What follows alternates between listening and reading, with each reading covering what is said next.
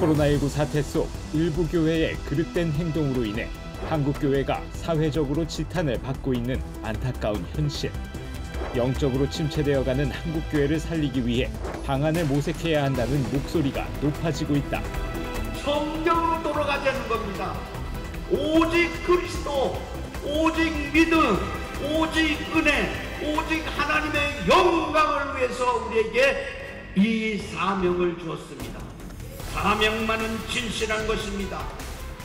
이것을 실천하는 운동이 바로 개혁주의 생명이다.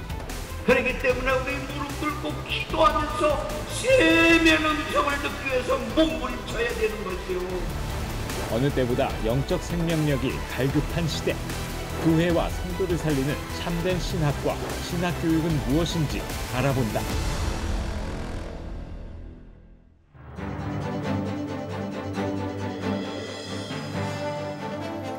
안녕하십니까. 한국교회를 논하다 진행을 맡은 박찬호 교수입니다. 한국교회에 가장 근본적인 문제가 있다면 그것은 복음의 영광스러움, 영적 생명을 잃어버린 데 있다고 할 수 있습니다. 현상적으로는 일부 목회자들의 그릇된 인식과 행동으로 교회가 사회적으로 지탄을 받고 있습니다. 그리고 성도들은 십자가와 부활, 내세 소망이 없이 세속적이고 기복적인 메시지에 길들여져 있습니다. 이러한 현실 속에 한국교회는 과연 지금 바른 신학교육을 하고 있는가 근본적으로 짚어봐야 할 때입니다.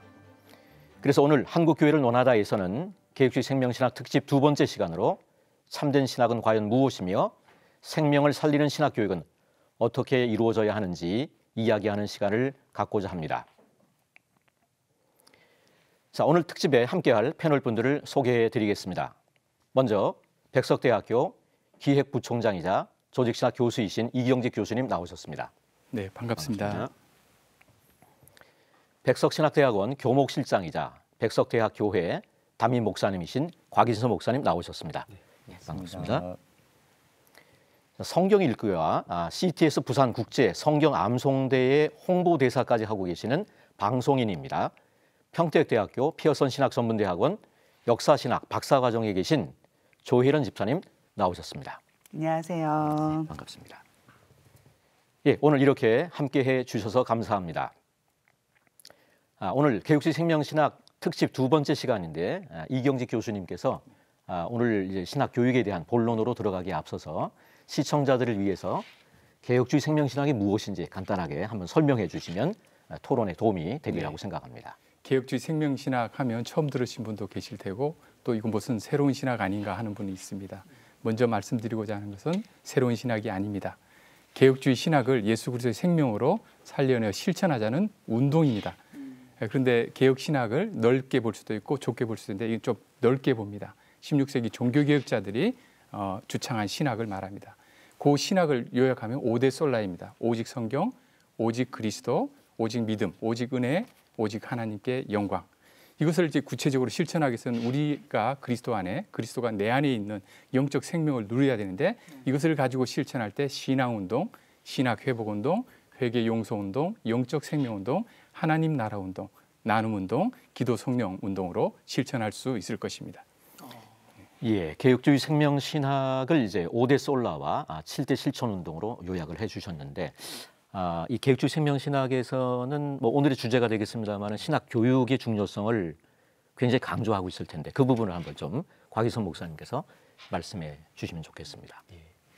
개혁주의 생명신학은 교회를 살리는 신학입니다.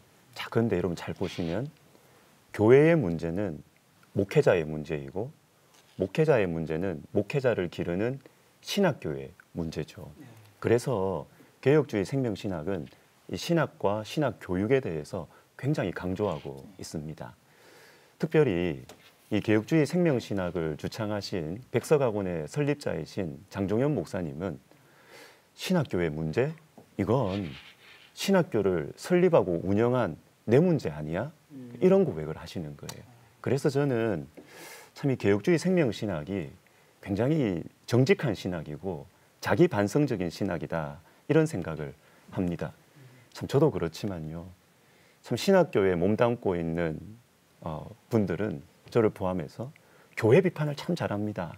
신학교는 잘 가르치는데 교회가 문제다. 그런데 개혁주의 생명신학은 교회도 문제지만 사실은 교회보다 교회를 길러내는 목회자를 길러내는 신학교 그리고 우리 자신의 문제다라는 이 자기 회개에서 흘러나온 신학이기 때문에 개혁주의 생명신학은 한국 교회의 영적 각성을 위한 이 간절한 외침임과 동시에 신학교의 영적 각성을 위한 외침이다. 저는 이렇게 보고 있습니다. 그래서 신학과 신학교육을 중요하게 생각하는 것이죠.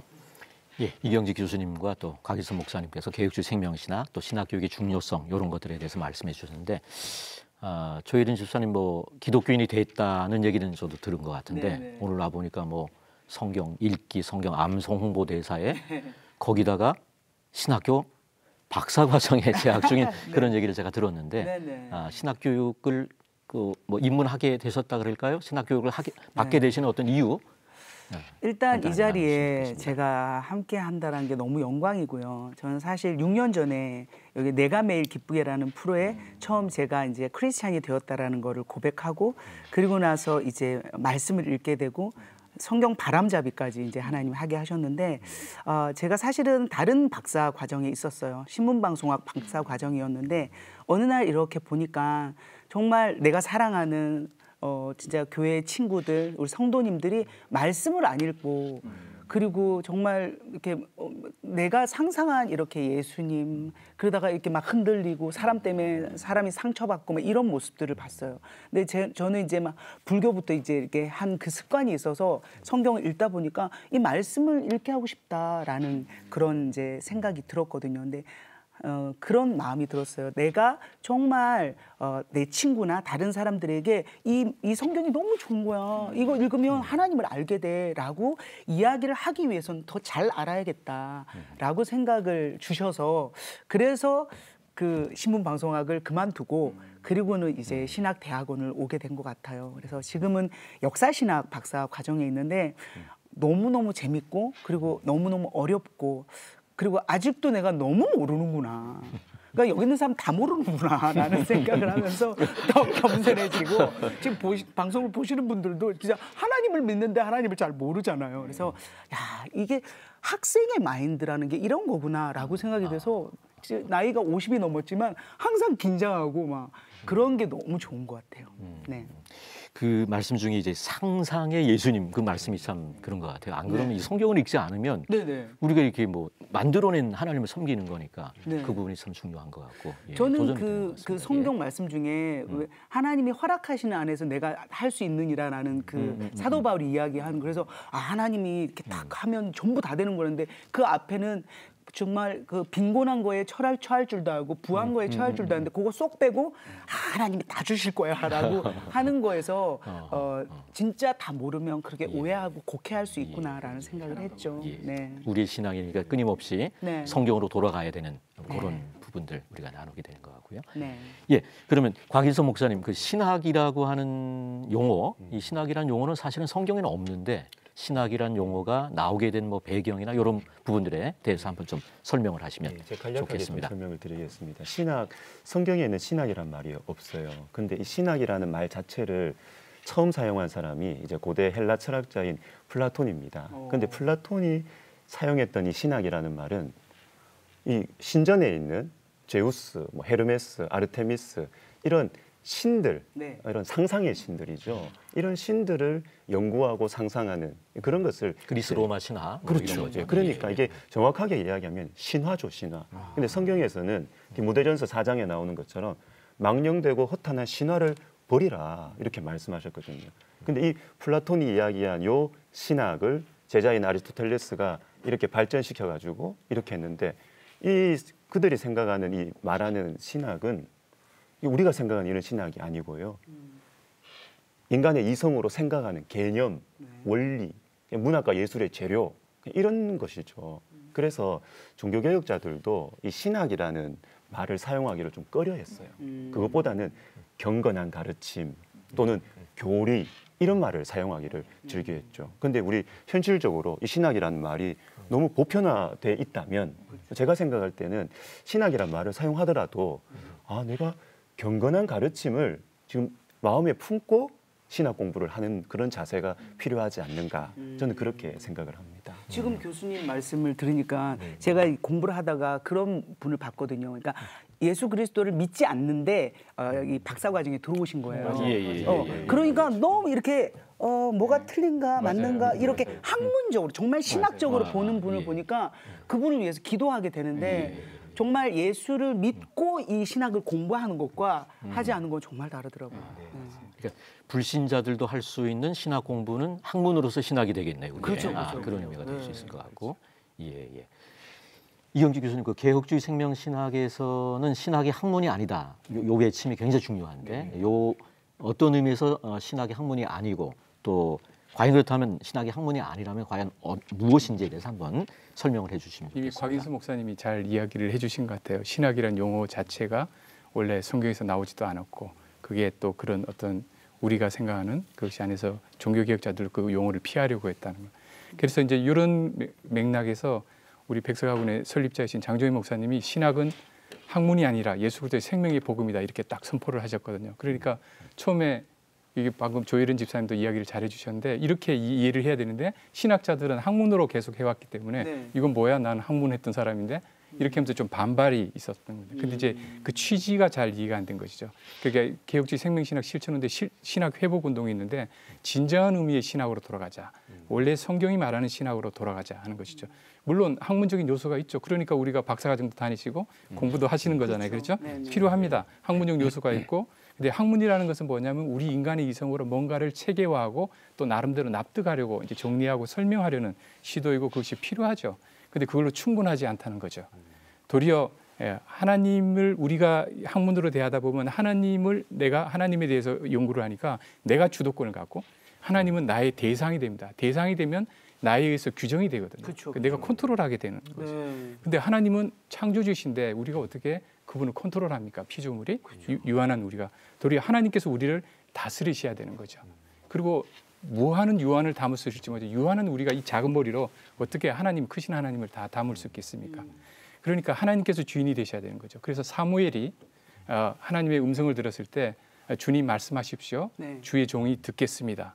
라고 하는 태도가 참된 신학의 태도가 아니냐. 그래서 하나님 말씀을 들을 때 예수 그리스도의 생명의 복음으로 들어야지 내가 이렇게 막 따지고 분석하고 평가하는 그런 것으로 하면 안 되겠다 하는 것이 취지인 것 같습니다. 그러니까 중요한 게 이제 우리 자신이 잣대가 되면 안 되겠을 것 같아요. 신앙생활 하는 데 있어서 성경이 이제 정경이란 말이 잣대라고 하는 캐논이라고 하는 뜻이고 끊임없이 우리 신앙이 성경에 이제 맞춰가야 되는 거고 이 신학자들이 빠지는 뭐 잘못은 그건 것 같아요. 아까 말씀처럼 대상으로 하나님을 우리가 막 연구하게 되니까 하나님 위에 우리가 올라서는 그런 일들이 많이 벌어지는 것 같고 좋은 지적인 것 같습니다.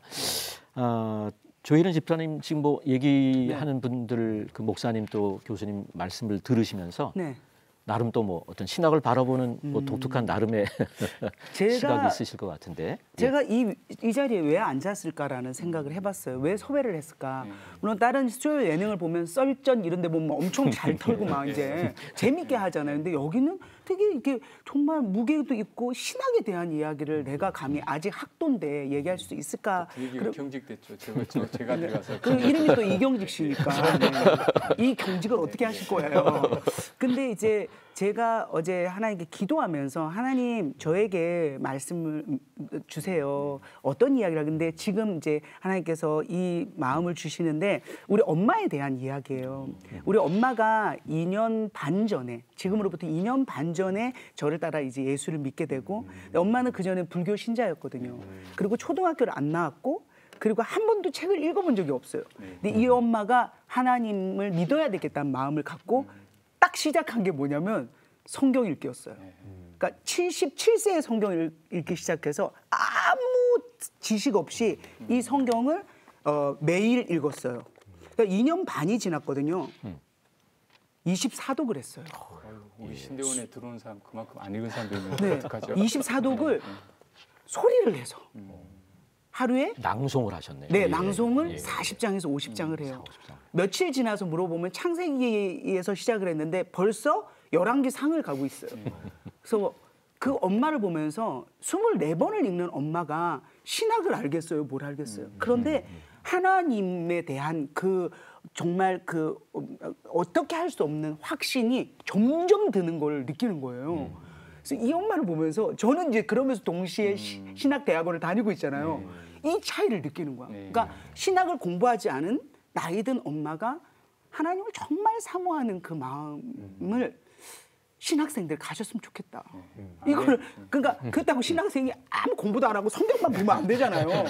근데 이거를 비판하고 분석하고 나 다 알아 뭐 이렇게 하고 뭐 당신이 나보다 얼마나 알아 뭐 교회 비판하고 이게 아니라 정말 하나님 내가 이 신학을 공부하는데 저에게 마음을 주세요.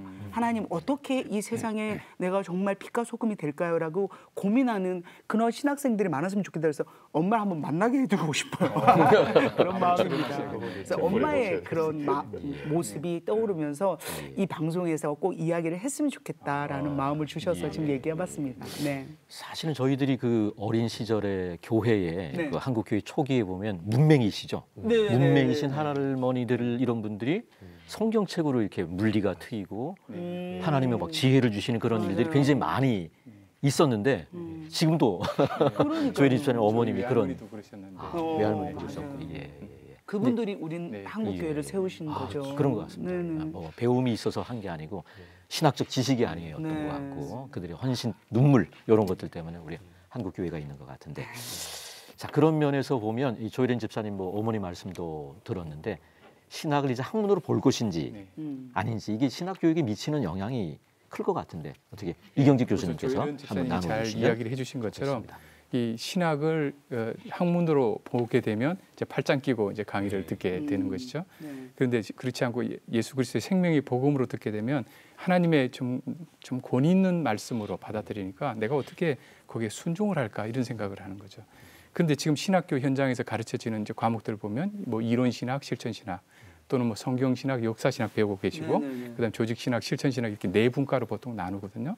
그런데 네 분과의 방법론이 서로 다르다고 이야기를 해서 조직 신학에서 배우던 학생이 성경 신학에 가면 힘들어하고 역사 신학이 또 이렇게 다르고 실천적인 이야기하면 그 실천 신학 가서 이야기하라고 그러고 이런 이제 분리가 일어난 것 같아요. 이게 바로 이제 근대 계몽주의의 인간이 주체가 돼서 하나님을 대상으로 삼는 그런 계몽주의의 영향이라고 저는 봅니다.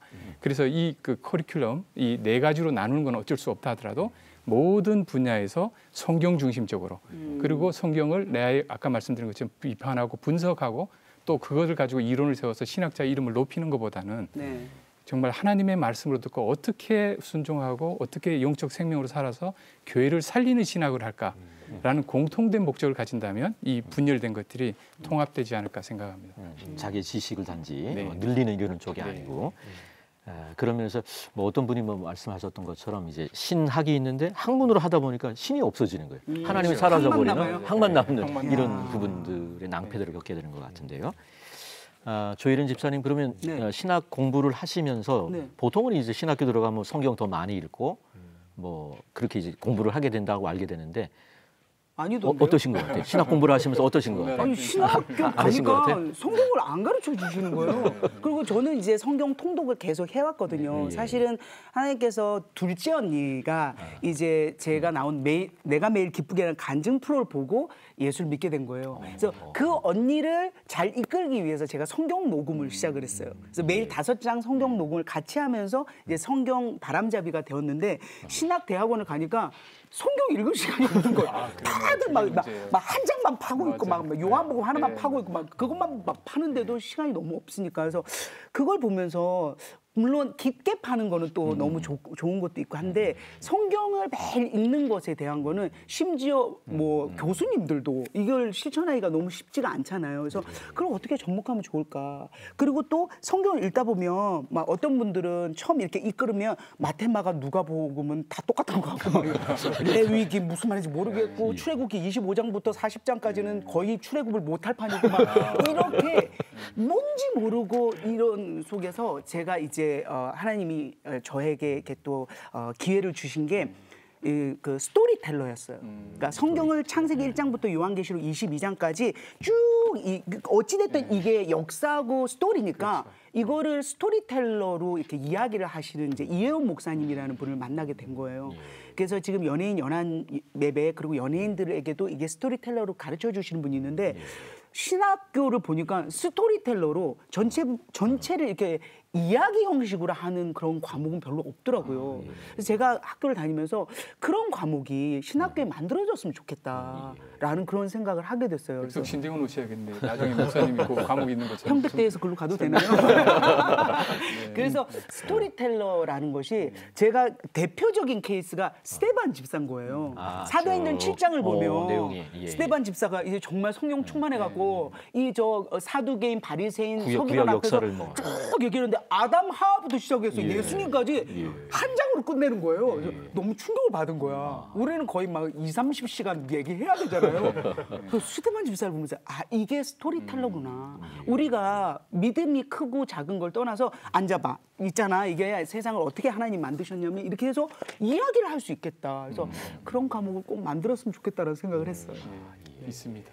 이따가 이야기하죠. 실제로 네, 이제 알겠습니다. 그 어떤 경건 생활이 말씀 보고 기도하는 생활들이 잘 이루어진 사람들의 경우라면 뭐 신학적인 내용들이 도움이 될 텐데 네. 말씀하신 것처럼 실제로는 이제 신학 공부하다 보면 이런 쪽이 안 되는 거예요. 맞아요, 그게 맞아요. 상당한 심각한 이제 신학 교육의 문제가 되는 것 같은데 곽인선 목사님께서 그러면 신대원 또 교목 실장으로 계시면서 어떤 한국 신학 교육의 문제점 사실 뭐 또 곽 목사님은 다른 사람 문제점 이렇게 지적하는 거 굉장히 싫어하시기는 하시는데 오늘의 약간 문제가 이윤석 좀 닮았어요. 이윤석 씨도 정말 착하거든요. 그분도 신학하셔야겠네요. 예술 아직 안 됐습니다. 조혜련 기도해주세요. 집사님이. 그렇군요. 예. 너무 한국 착하게 신학 교육의 문제점에 대해서 예. 뭐 좀 이렇게 예, 뭐 제가 뭐 말씀해 그럴 주시면. 자격은 아니지만 제가 뭐 신학생들을 교육하면서 또한 동시에 현장 목회를 하고 있는 사람으로서 네. 좀 한 말씀 드리고 싶은 것은 보통 우리 주변에서 신앙생활 잘 하시던 집사님, 권사님, 장로님이 나 신학교가 이러면 어떻게 생각하느냐는 거예요. 그러면 저분은 지금보다 더 성경을 많이 알겠구나. 지금보다 더 교회를 겸손하고 영적으로 섬기겠구나. 그리고 지금보다 저 사람은 나보다 더 하나님과 가까운 사람이겠네. 그렇죠. 이런 느낌을 받거든요. 그런데 문제는 정말 우리 신학교 교육이 거기에 초점을 맞추고 목회자를 양성하고 있느냐라는 것이죠. 맞아. 그래서 저는 우리 이 개혁주의 생명신학을 이렇게 외치고 계시는 이 장종현 목사님의 이 제일 최근에 나온 책 이름이 뭐냐면 교회를 살리는 신학입니다. 교회를 살리는 신학. 저는 여기에 신학 교육의 문제점과 방향성이 다 있다 이렇게 생각을 해요. 그래서 사실 저는 학교에서 뭐 강의 시간이나 뭐 채플이나 뭐 기도회 인도할 때 학생들에게 자주 도전합니다. 교회 비평가 되지 마라. 교회 분석가 되려고 하지 말고 영혼을 살리고 교회를 살리는 영적 아비가 되라. 물론 뭐 신학생들이 교회 분석하고 비평할 수 있죠. 근데 그게 근본적인 갈망이 되면 안 되고 영혼을 살려내고 교회를 살려내는 영적 아비가 되는 그런 것을 가장 중심에 두고 신학교 공부를 해라. 그렇게 하는데 저는 정말 좀 교회를 살리는 신학 교육으로 가야 되지 않느냐 뭐 그런 생각을 해요. 우리 교수님 말씀 듣고 제가 또 이렇게 느끼는 게 저는 정말 하나님께서 코로나 전에 되게 많은 교회에 간증을 가게 하셨어요. 간증을 가면 전국을 다니고 전 세계 미국이나 뭐 어딜 가잖아요. 그러면 정말 곳곳에 바알에게 절하지 않은 7,000명의 엄청난 그런 순수한 하나님을 사랑하는 목회자님들을 너무 많이 뵀거든요. 그러니까 교회가 썩었다, 한국교회 문제다 하지만 진짜 현장에 가면 작은 교회인데 하나님 한 분 바라보며 그 성도들을 섬기는 그 목사님들을 보면서 제가 감동을 할 때가 한두 번이 아니에요. 물론 문제가 있는 데도 있을 수 있겠지만 제가 그걸 보면서 야, 그래서 하나님이 우리를 이렇게 사랑하시는구나. 그 저는 알거든요. 근데 지금 말씀하시는 것처럼 이제 신학을 한다고 하면 저도 그래서 제가 신학한다고 하니까 개그맨들이라는 사람들이 야, 너 거기 가면 안 웃겨줘. 막 이러는 거예요. 야, 개그맨이 신학하면은 충분히 웃기고 계세요. 여기서 제일 웃긴가요? 근데 그러고 나서 또 어떻게 하냐면 너 그렇게 하면 너의 행동거지 다 어려워지고 경제적으로 힘들어지고 그리고 그렇다고 네가 또 하면서 부정적으로 너무 많이 보는 거예요. 그래서 그게 너무 안타깝고 그런 마음이 들죠. 은혜 받은 사람이 신학교 가면 더 은혜를 받아야 되는데 네네. 실제로는 이제 은혜를 뭐 도리어 이렇게 까먹는 그런 경우도 많이 생기고 예, 예. 그 말씀 중에 이제 영적 아비에 대한 말씀을 하셨는데 사실 목회자들이 가져야 되는 아주 굉장히 중요한 또 신학교에서 그게 교육이 돼야 되는데 물론 뭐 젊은 이제 목회자들 입장에서 신학생들 입장에서는 뭐 비판적인 인식을 갖는 것도 중요하겠지만 그거보다 더 중요한 게 이제 영적 아비의 심정 요거다 말씀을 하신 것 같고 이경직 교수님도 신학 교육 오래 하시면서 느끼시는 어떤 한국 신학 교육의 문제점이 있으실 텐데 한번 나눠주시면 감사하겠습니다. 네, 이제 저는 그 이제 신학이 아까 이제 그 하나님에 대해서 이야기하는 신학과 하나님을 아는 신학, 그러니까 신학이란 말이 원래 이제 테올로기아라는 말인데 그게 이제 테오스 로고스에서 뭐 좀 생략하면 하나님에 관해서 말하는 것과 하나님이 말씀하시는 것, 하나님이 주도권을 가지셔야 되는데요. 제가 이제 이게 왜 중요하냐면 제가 조직신학을 가르치니까 조직신학 관련해서 이제 교육 다른 건 잘 모르겠고요. 조직신학이라는 말이 이제 영어로 시스테마틱 디올로지입니다. 발음 괜찮았나요? 어쨌든. 근데 여기에 시스템이라는 단어가 있습니다. 시스템이라는 말은 이렇게 함께 그 조립하듯이 건물을 쌓는다는 거예요. 기초돌이 있으면 거기다 쌓아가는 거죠.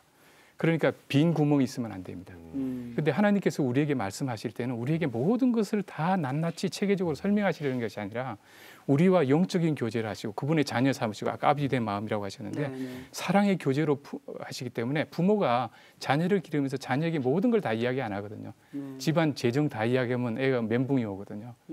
그러니까 어린이 성장에도 안 좋고 맞아요. 교제하는데 충분한 것만 알려주시는데 그걸 마치 어린아이가 부모에 대해서 내가 완벽하게 모든 것을 알겠다고 체계화시키려고 하는 건 이건 교만이고 그렇게 원치도 않으시는 거고 도움도 안 되는 거죠.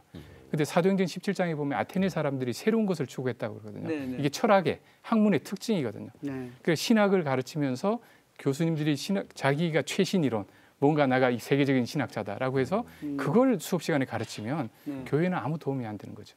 하나님의 말씀 자체를 생명이 있게 그대로 전하고 모르는 거 있으면 성경이 칼빈이 말한 것처럼 성경이 말하는 데까지 가고 성경이 말하지 않으면 멈춰라.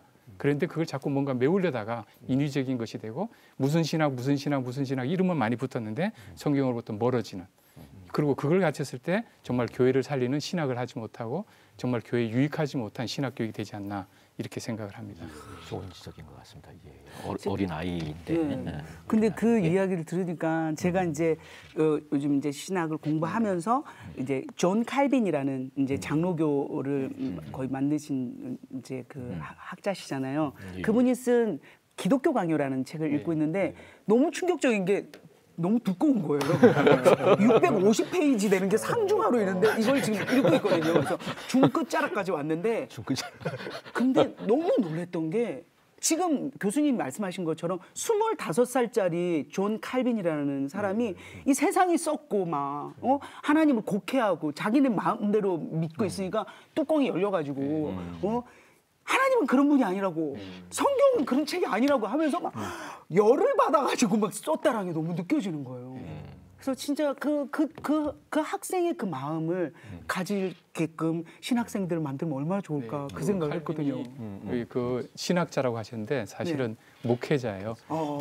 저도 수업 시간에 칼빈의 기독교 강요를 학생들하고 2학기 읽었는데 학생들이 학기 중간에 되니까 이렇게 기도하는 거예요. 기도를 시켰더니 오늘 칼빈 목사님의 글을 통해서 우리가 하나님 더 알게 해주세요.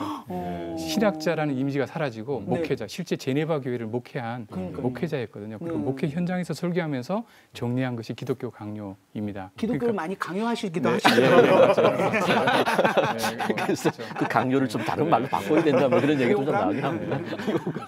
그래서 그 책을 물론 되게 이렇게 번역본이라 어렵긴 하지만 이 방송을 보시는 분들 중에서 25의 존 칼빈의 그 마음을 물론 그래서 백투더 바이블로 가야 되겠지만 그렇게 된다면 다 신학을 공부하는 학생들이 될 수 있잖아요. 네. 예. 실제로는 뭐 그 초대교회에서 가장 중요한 신학자라고 하는 어거스틴 같은 경우도 이 히포의 목회자였거든요. 목회자, 신학자가 아니고 뭐 칼빈 같은 경우도 제네바 교회를 목회하는 그 목회자인데 그런 부분들은 빠지고 이제 신학적으로만 우리가 어프로치를 하니까 상당히 문제가 생기는 것 같고 금방 뭐 좀 얘기를 하셨는데 이경직 교수님께서는 교수님이란 말보다 뭐 목사님으로 불려지기를 원하신다 뭐 그런 얘기도 있는데 학생들이 이제 대화를 하다 저에게 목사님 했다 갑자기 미안한 듯이 교수님 고쳐 부를 때가 있어요. 근데 자연스럽게 나오는 그 목사님이라는 표현이 좋은 것 같아요. 교수는 사실은 학자라는 이미지가 강하거든요.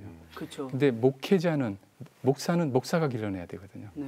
수업 시간에 학생들이 롤 모델로 삼아야 될 것은 학자로서의 교수가 아니라 목회자의 모습을 보여주는 목사여야 된다고 생각을 하고 수업 시간 자체도 어떤 의미에서는 목양, 아까 아비의 심정으로 해야 된다고 하는데 방금 칼빈도 마찬가지로 목회자였고 실제로 이제 칼빈이나 루터나 쯔빙글리나 이 종교개혁자들 보면 우리는 그 사람들의 신학에 관해서 연구하느라고 머리가 아프잖아요. 그죠, 두꺼워서 그죠. 놀라시고 네. 그런데 사실은 그분들은 학문뿐 아니라 영성을 겸비했고 그러니까요. 기도의 사람들이었거든요. 맞아요. 그런데 그런 것들은 빼고 그러니까. 기도, 영성 어떻게 이게 나왔는지는 다 빼고 그냥 학문만 그분들에서 관해서 논문 쓰는 데만 주력한다면 이건 좀 바람직하지 않나 그렇게 생각을 합니다.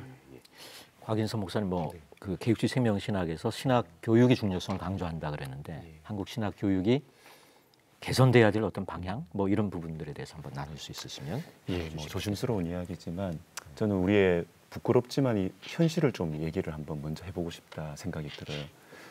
우리는 지금 교회가 약화돼가지고 목회지가 없다 그래요. 목회자가 갈 자리가 없다. 그런데 현장에서 성도들의 음성을 들어보면 목사님이 없대요. 에스겔 34장에 나오는 것처럼 우리는 목사님이 많대요. 자리가 없대요. 근데 성도들은 목사님이 없다는 거예요. 자기의 영혼과 우리 자녀들과 가정을 그 영혼의 돌봄을 맡길 수 있는 목사님이 없다. 왜 그럴까?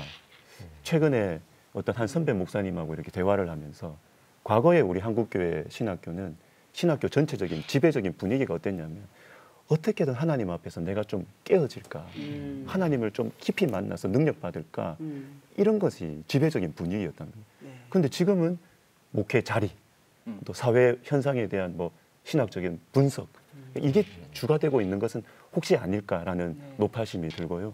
그래서 저는 좀 신학교 분위기가, 좀 지배적인 분위기가 말씀을 들을 때 내 자신을 먼저 돌아보고 나는 이거 정말 믿나?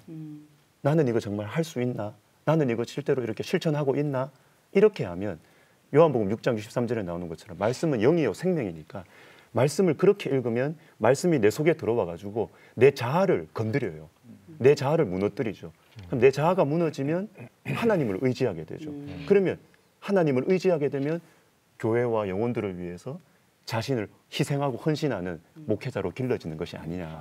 저는 그렇게 좀 생각을 하고 있습니다. 그렇게 헌신되어서 길러지면 사실은 목양의 길도 열리는 거죠. 그렇죠. 근데 이제 순서가 바뀌어 버리니까 네. 참 어려움들이 많이 있는 것 같고 지금 성경을 강조하는 백석 신대원은 만의 어떤 컬이나 그런 이 훈련들이 있을 텐데 그 부분을 한번 좀 나눠주시면 저희 신대원에 좋겠습니다. 아까 제가 내려 쭉 그게 있었으면 좋겠다 했는데 저희 성경 읽기와 필사라는 과목이 있습니다. 그래서 매 학기 필수로 듣게 돼 있는데 제가 이번 신입생한테 들어보니까 성경 필사하고 성경 통독하면서 너무 행복하답니다. 신대원 너무 잘 왔다. 그러니까 말씀처럼 정말 성경 배우는구나 라는 생각을 하시는 것 같아요. 그것도 그러면 학점에 있는 거예요? 네, 학점입니다. 그걸 잘 써야지. 아니요. 필적을 보는 건 막 써도 아니고. 됩니다. 써도 하나님 말씀 얘기만 하면 이왕이면 잘 써야죠.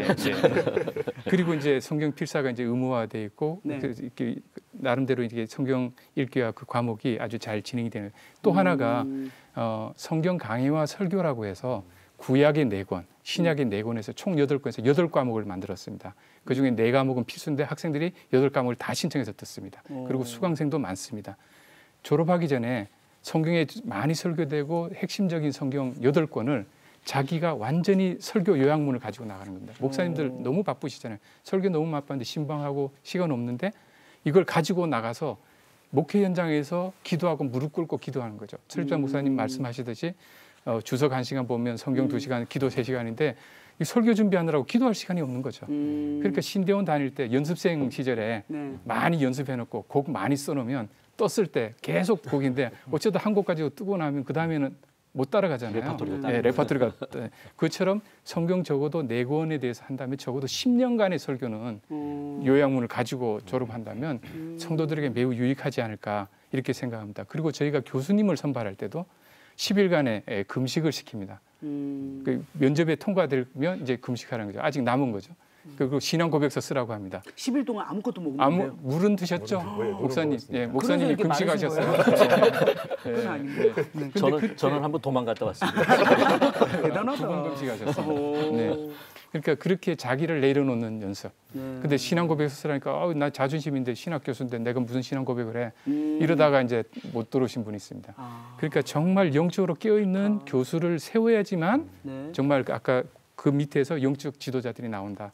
이게 우리 설병사님이 정말 양보하지 않고 가는 부작용은 교수 모집하는데 지원자가 자꾸 줄고 있습니다.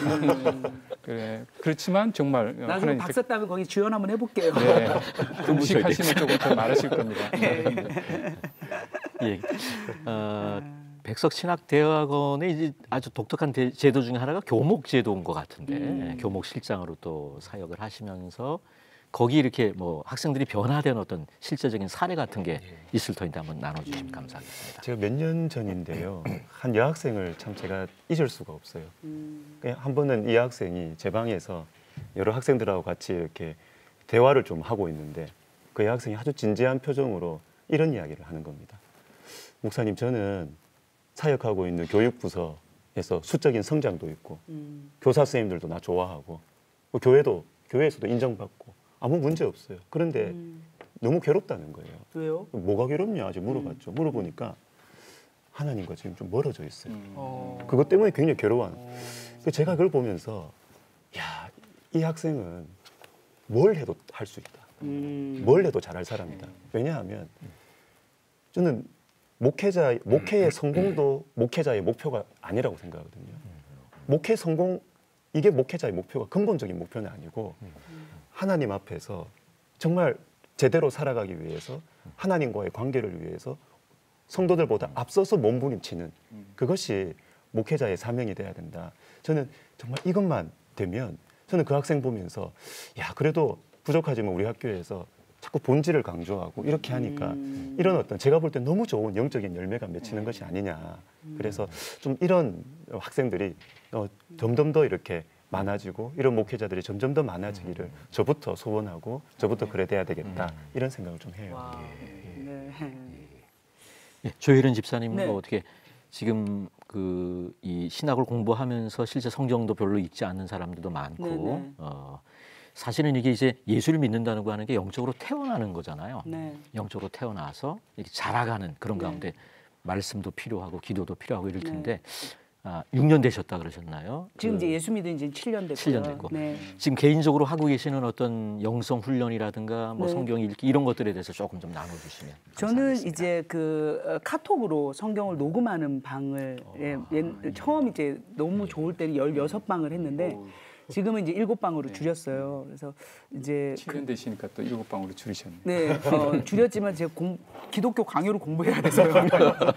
좀 문제점을 드러내는. 네, 근데도 이제 보니까 지금 진도로도 한 달에 1독 정도는 하는 거더라고요. 한 달에 한 번? 네, 어이. 한 달에 한 번인데 이제 제가 지금은 박사 논문도 준비해야 되고 그래서 이제 그걸 조금 이제 좀 줄여 나가고 있거든요. 근데 그 말씀을 읽게끔 이끄는 과정 속에서 교회를 다니면서 한 번도 말씀을 안 읽은 누구라고 이제 연예인을 지칭하진 않겠지만 그 사람에게 출애굽을 넘게 하고 레위기, 민수기 이게 갈 때 너무 괴로워하는 거예요. 그러면서 이 구약만 읽었을 때는 그 친구가 뭐라고 했냐면 왜 이렇게 하나님이 다 죽이냐. 너무 무섭다. 막 이래요. 그러다가 어떻게 해서 이제 신약까지 왔어. 이분이 생애 처음 성경을 읽는다니까요. 아주 유명한 분이에요. 그러더니 요한복음 읽으면서 오열을 한 거예요.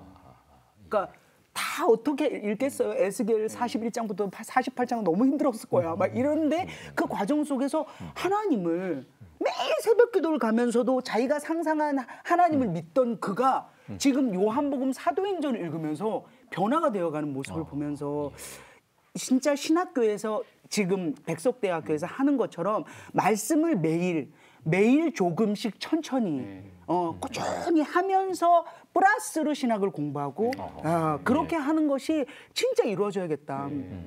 우리 엄마를 보면서도 우리 둘째 언니를 보면서도 제 주위에서 성경을 읽어가면서 변화되는 그분들을 보면서 너무 중요하다. 어찌됐든 이걸 먹어야겠다. 왜냐하면 제가 처음 교회에 간 날 출애굽기 32장을 목사님께서 설교해 주시는데 하나님이 계신데 금송아지 앞에서 춤을 추더라고요. 그래서 뭐야 이런 생각을 했는데 이 말씀을 읽지 않으면 보이지 않는 하나님이기 때문에 자기 마음대로 갈 수 있겠다. 그래서 이것을 매일 읽게끔 그래서 이 말씀을 먹으면서 믿는 그것을 앞으로도 제가 바람 잡으면서 할 거고 우리 구약 신약 두 약을 파시는 분들도 열심히 읽고 이제 같이 파셨으면 좋겠어요. 보약이 됐으면 좋겠네요. 네. 아, 이게 중요한 것 같아요. 그러니까 자기가 말씀을 읽어서 말씀에 의해서 내가 변화된 어떤 네. 그런 경험. 그럴 때 이걸 가지고 이제 목회를 할 수 있고 성도들을 도울 수 있는 건데 그런 체험이 없으면 그냥 개념적으로 전달밖에 안 되는 이런 쪽이 될 것 같고. 예, 참 좋은 말씀인 것 같습니다. 아, 이경주 교수님 그렇다면 어떻게 보면 마지막 질문이 될 것 같은데요.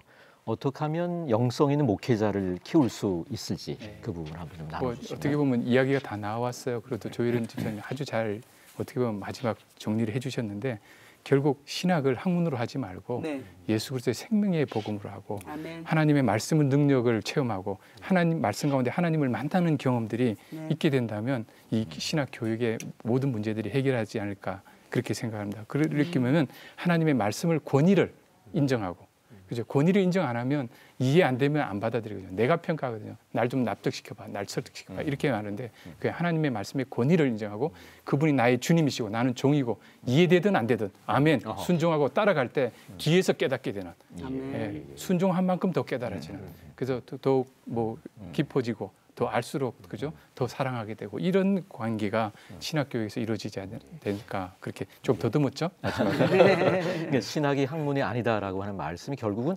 신학자들을 향한 얘기인 것 같아요. 기도하라. 그리고 100% 성경이 하나님의 말씀인 걸 믿어라. 그 부분에 대한 도전들이라고 저는 생각하고 오늘 토론과 관련해서 또 곽인서 목사님 마무리하면서 한국 교회 신학 교육에 대한 얘기를 좀 한 말씀 하실 수 있으면 정리하시면 좋겠습니다. 저는 정말 그냥 간단하게 이런 신학교가 되면 좋겠다. 제가 평소에 생각하는 것들을 좀 이렇게 그냥 짧게 말씀드리고 싶어요. 강의를 들으면서 하나님을 만나는 신학교. 그리고 예수님의 생명력으로 신학생들이 그리고 신학교 교수님들 우리가 변화되는 신학교. 그리고 기도원 같은 신학교. 그리고 신학교에서 이렇게 신학 공부하다 보면 이렇게 영적인 부흥에 대한 이 설렘이 있는 신학교. 네. 뭔가 일이 일어나겠다. 뭔가 좀 사건이 일어나겠다 하는 이 영적인 이 부흥에 대한 설렘과 기대감이 있는 신학교. 저는 이런 신학교가 참 되면 좋겠고 먼저 부족하지만 저부터 좀 그런 우리 학교를 그런 신학교로 만들기 위해서 기도하고 좀 이렇게 애쓰도록 그렇게 하겠습니다. 조혜린 집사님도 네, 저도 지금 역사 신학을 공부하면서 이제 논문 준비하며 여러 가지 자료 조사를 하는 가운데 평양 대부흥 운동가 그리고 그 앞서 더 나아가면 그 앞에 캐직 운동이라고 영국에서 일어났던 정말 지금 우리가 말한 이 진짜 신학자가 아니라 정말 이 목회자 그리고 성도로서 하나님을 정말 사랑하는 그 마음으로 기도하고 말씀 읽고 변화되고 회개하고 이런 것들을 공부하면서 진짜 저도 앞으로 많은 친구들 그리고 성도님들 옆에 계신 우리 또 다운돼 있는 목사님들 교수님들도 우리 화이팅해요 하는 하나님 안에서 한 가족 그리고 형제가 되는 그런 방향으로 갔으면 좋겠는데 제가 얼마 전에 이제 백석대에서 간증을 했었거든요. 그때 우리 장종현 이제 총장님을 만나 뵙고 또 이렇게 백석의 가족들을 보니까 정말 여기는 대학교라고 하기를 떠나서 그냥 가족 같은 거예요. 그래서 뭐야 이 집단은 막 이런 생각을 했는데 그런 마음이 있어서가 아닌가라는 생각을 해서 이 마음이 변함없이 계속 이어졌으면 좋겠습니다. 네. 감사합니다. 결국은 하나님의 말씀, 성경으로 돌아가자라고 하는 그런 이야기로 모아지는 것 같습니다. 개혁주의 생명신학 특집으로 준비한 한국교회를 논하다 두 번째 시간 신학의 의미를 다시금 정립하고 하나님을 두려워하고 십자가를 두려워하지 않는 영적 지도자를 세우기 위한 신학 교육에 대해 이야기를 나누었습니다. E.M. 바운지의 기도의 능력이라고 하는 책에 이런 글이 나옵니다. 사람들은 좋은 프로그램을 찾지만 하나님은 준비된 한 사람을 찾으신다. 오직 말씀과 기도로 무장된 영적 지도자들이 이 땅 가운데 세워지기를 기대하면서 오늘 한국교회를 논하다를 마칩니다. 감사합니다.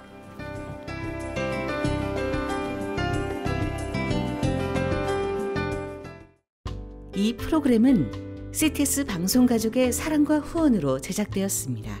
후원전화 02-6333-1003번, ARS 060-808-1004번으로 전화주세요.